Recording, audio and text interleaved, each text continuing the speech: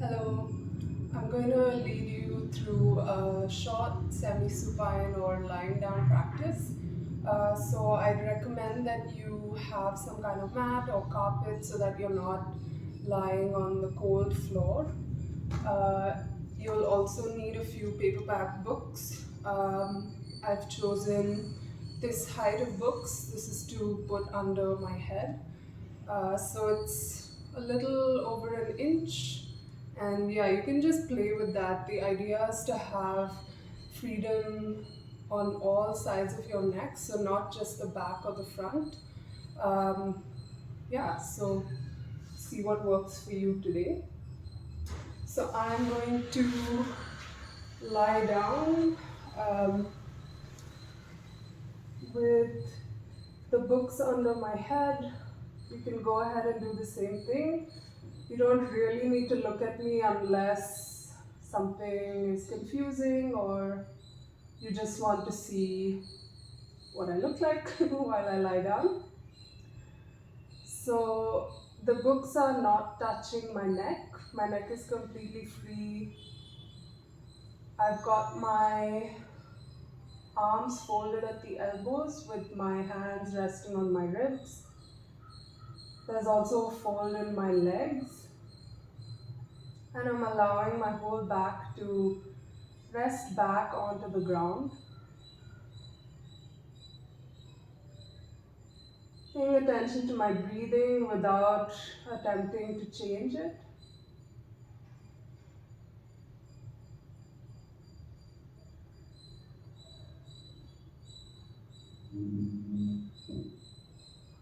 Observing what I can see through my eyes, which reminds me that during a lying down practice, it's more useful to keep your eyes open so that any work that you do in this orientation can be associated with being awake. Because there's so much support right now that if you were to close your eyes, it might give the message to your nervous system that you're ready to fall asleep. So just keep your eyes open if you can. Observe where you are. Maybe there's a ceiling above you, maybe there's a ceiling fan or some lights, maybe paintings on the wall. Just have a look at them. Allow your eyes to wander. Maybe you can tune into what you can hear. Birds, traffic, my voice, maybe your own breathing. Perhaps there are some tastes on your tongue. Maybe you can smell something without drawing it in.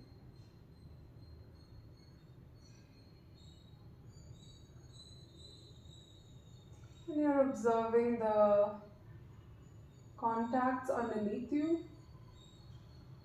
So there's some contact under your feet, there's some under your pelvis, maybe parts of your middle back and your ribs, your shoulder blades quite likely, and your head that's resting on the books. And we use the books just to give a little bit of traction to the spine, because if you don't have the books, the head tends to fall back and it doesn't really allow the spine to lengthen as much as it does when you have the books. So just observing the contact that your head is making with the books. If you feel you'd like a clearer contact, perhaps you can slightly roll your head from side to side. It can be a micro movement.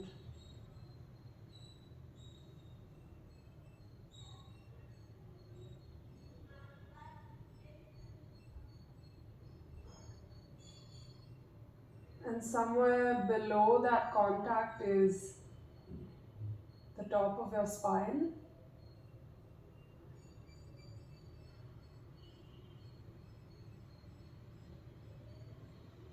And also somewhere below that contact is your neck. So you're allowing your whole neck to be free. It's suspended between your head and the rest of your body. There's no need to hold on to anything. The floor is carrying you. Your head is supported on the books in such a way that your entire back can lengthen and widen.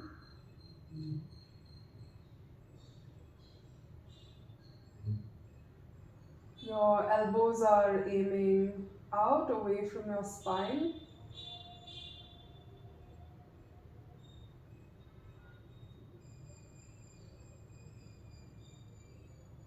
And that's the direction you want to think about for the width across your back.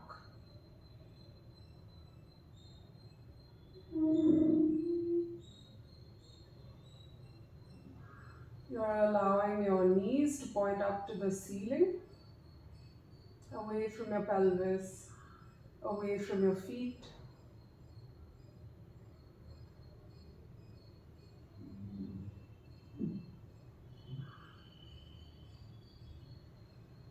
You're letting your shoulders fall back onto the floor. So there's no need to press them onto the floor or try to do anything with them. You can just allow them to fall.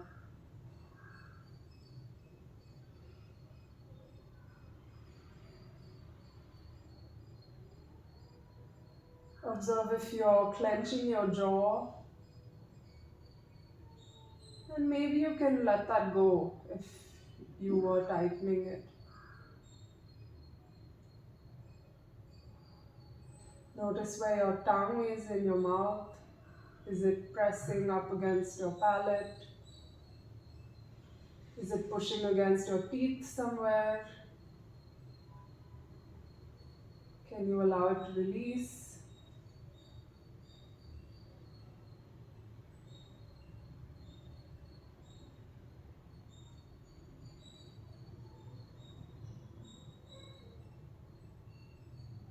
And observe the air flowing in and out of your nostrils.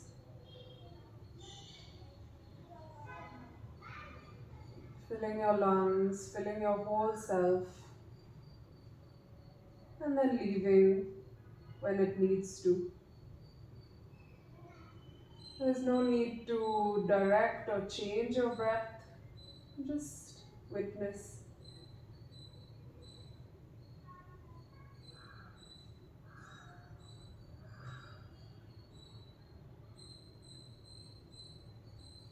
Observe if you can allow your neck to release.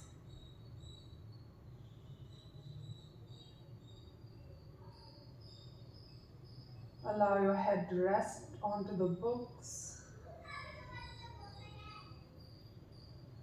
And without pushing your back, can you allow it to widen and lengthen along the floor?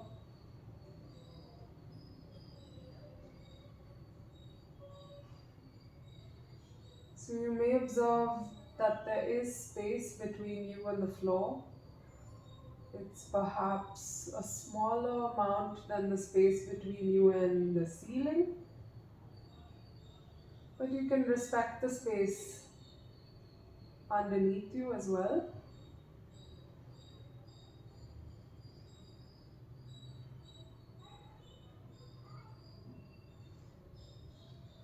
You're not attempting to flatten yourself out.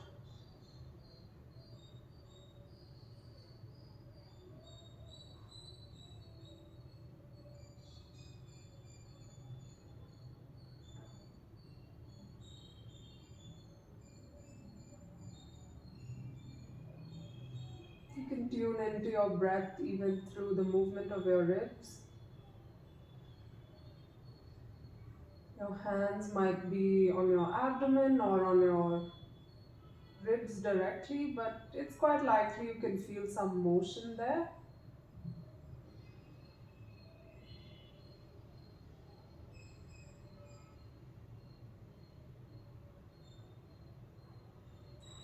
You might even be able to sense your heartbeat,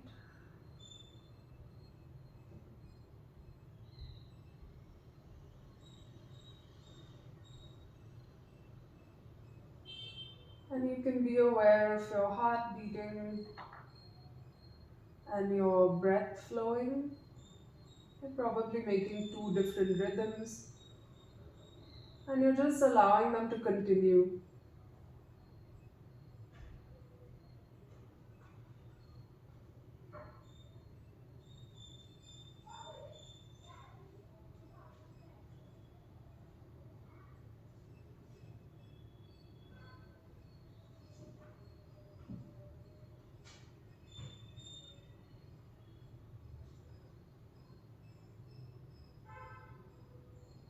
You're not stiffening your neck, you're not pulling your head back and down, and you're not compressing your spine in any way.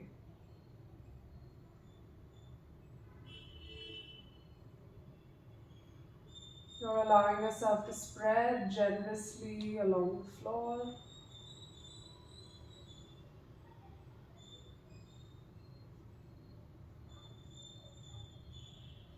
and to let your breath flow freely.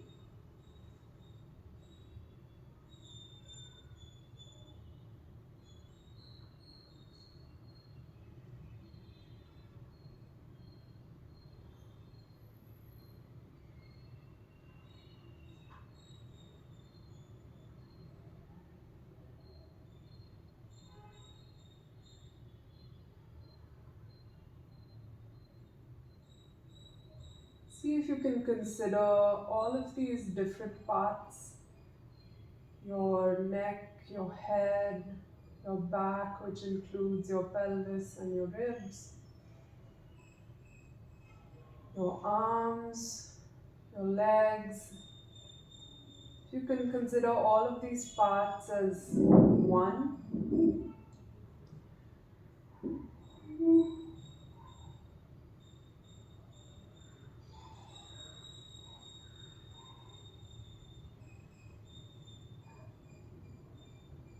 and observe how you're occupying space as one psychophysical unity.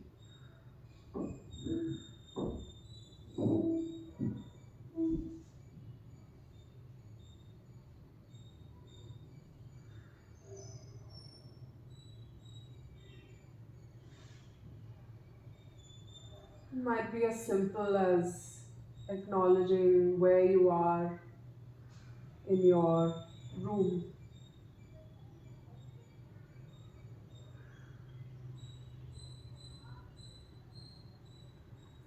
Now, in a couple of moments, we're going to get out of this orientation and up into standing. So, there's several ways you can go about it. For today, I'm going to suggest that you fold one leg in towards your torso. It can be any leg that you want. And then you're going to roll over onto that side, onto all fours. And then you're going to gently unfold into standing. So you can take your time with it. Try not to hold your breath while you do any of it. And direct your focus slightly towards your knees so that you avoid pulling your head back. You can go in your own time.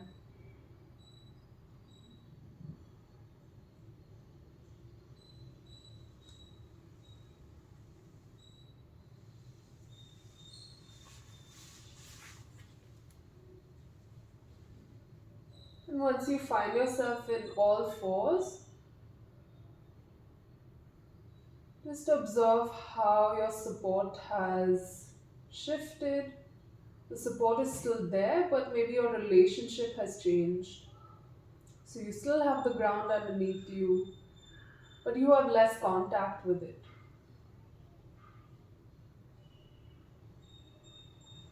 And then you're going to tuck your toes, walk your hands back, continue to look towards your knees and your feet, and then gradually unfold into standing.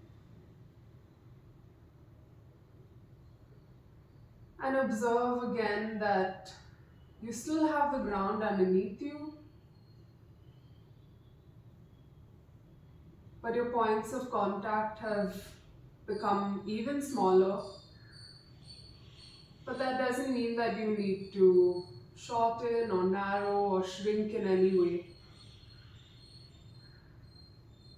And observe that your ribs are free and you're able to breathe.